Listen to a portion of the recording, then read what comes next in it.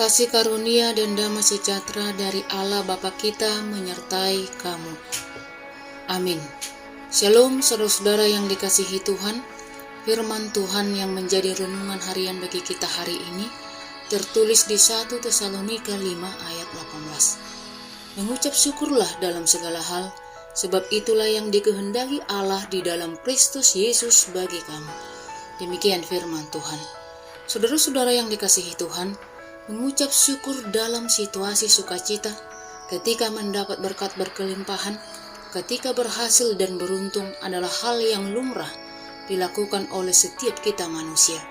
Tetapi bagaimana jika situasi yang sebaliknya? Mampukah kita mengucap syukur ketika kita dalam duka cita, tidak mendapat apa-apa, gagal dan merugi? Saudaraku, firman Tuhan mengingatkan kita melalui renungan harian hari ini supaya kita mengucap syukur dalam segala hal.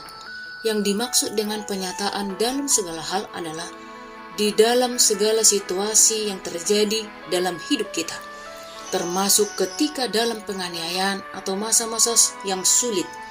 Mengucap syukurlah dalam segala hal, artinya di dalam segala sesuatu dan di dalam segala situasi kehidupan kita, mengucap syukurlah karena Tuhan.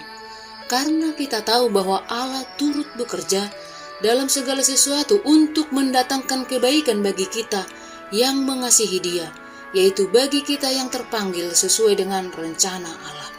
Kita tahu bahwa segala sesuatu dan segala situasi yang terjadi dalam hidup kita adalah atas seizin Tuhan dan di bawah kedaulatan Tuhan.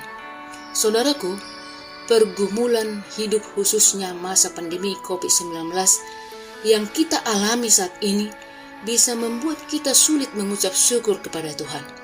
Namun kita dapat bersyukur kepada Tuhan karena kita tahu bahwa Allah turut bekerja dalam situasi sulit yang kita hadapi saat ini untuk mendatangkan kebaikan dalam hidup kita. Pandemi COVID-19 ini telah mengingatkan dan mengajarkan kita akan banyak hal, terlebih khusus untuk mengucap syukur atas hidup dan kehidupan yang masih Tuhan percayakan hingga saat ini. Hanya oleh karena pemeliharaan dan penjagaan Tuhan sajalah kita masih hidup dan selamat.